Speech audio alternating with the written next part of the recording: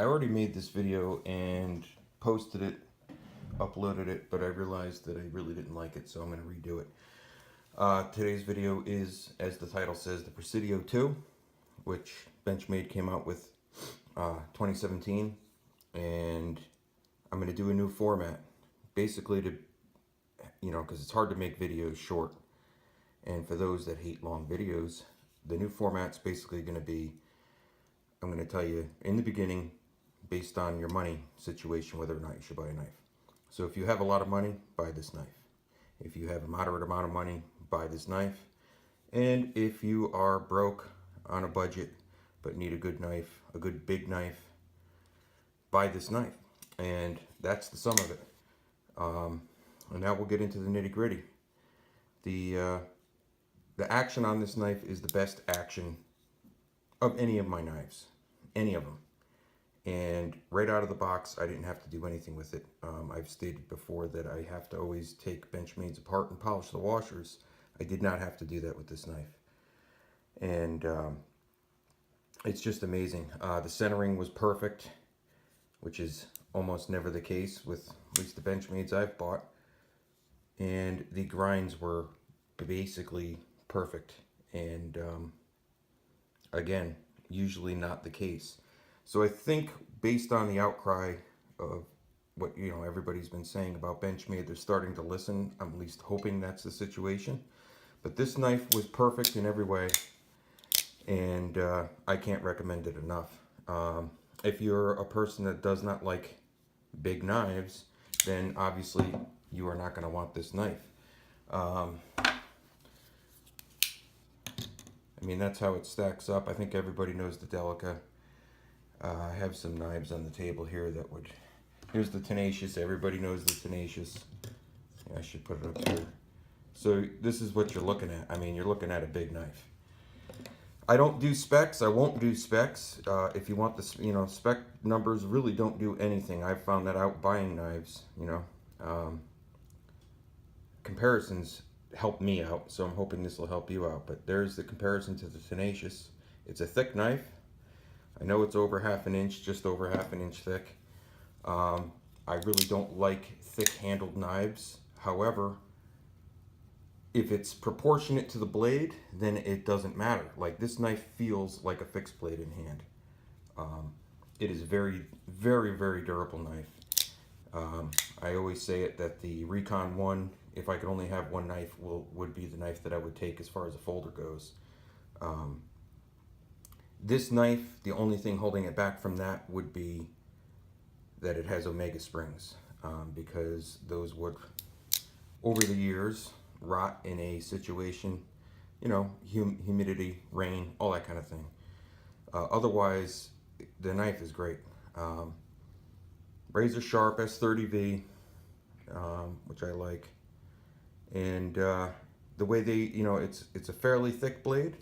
It's not quite, I guess you could say it's, let me see, to compare it here. It's basically as thick as your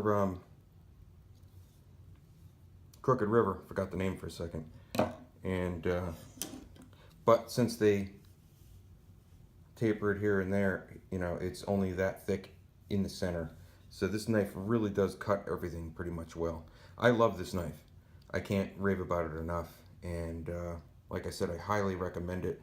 The only strike that I would put on this knife is the aluminum handles. I'm not a big fan of aluminum handles, but the way they did the texturing is great. And my main reason for not liking aluminum handles is the scratching. This one has a few scratches. I dropped it, it dented. I had to straighten it out. And it kind of annoyed me because it was brand new. But then I realized, just do like what I did with the Marksman, the Buck Marksman. I aged it. And I also did this with my ZT-0770. And then you don't have to worry about the handle being marked up anymore. And that's pretty much the only gripes I have with aluminum. The first knife I got that was aluminum handled was the Cold Steel Code 4. And I have to say, I don't carry that knife. It is perfect. I mean, that knife is perfect. It feels like the Recon 1 in hand. perfect pocket knife. Thickness, everything. It's pretty much as thick as your GoldenEye, but it has aluminum scales that are so slick, and I made fun of people for complaining about that, but then when you get that thing in hand, it's really, in the wintertime, it's tough. It's just a tough knife to hold on to. And so I'm getting sidetracked, but the point being, with the texturing on this knife, the way they did it, how thick it is in hand, it feels like a fixed blade open. If you don't mind carrying a big knife, you're not gonna mind this knife. It's just so well done. I know they came out with the mini Presidio II, which is actually more expensive than this. I can't say anything as far as that goes, besides I don't see the point in it being more expensive. And I would imagine it's probably a pretty awesome knife. I'm not going to buy it. At least I'm going to try not to. I have issues with buying knives, apparently. But this knife is fantastic. If you're looking for a big folder, you cannot go wrong with this. About 175 bucks. And if you can afford it, I would say definitely go ahead and get it. So that's pretty much all I want to say about this knife. I hope this helps. I'm working on this, you know, my new channel, so there's going to be things I leave out. If you have a question, just ask me in the comments or whatever, and I'll try to answer it for you.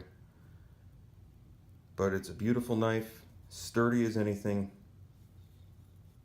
and I would say one of the few Benchmades that's actually worth the price. I mean, granted, they're all overpriced. I mean, all these knives are. I shouldn't say all of them. Steel Will's doing some great stuff, but this knife, definitely don't feel like I got ripped off on it much. So get out there and get it, because it's great. You're gonna love it, and you'll have absolutely no regrets. All right, take it easy, guys.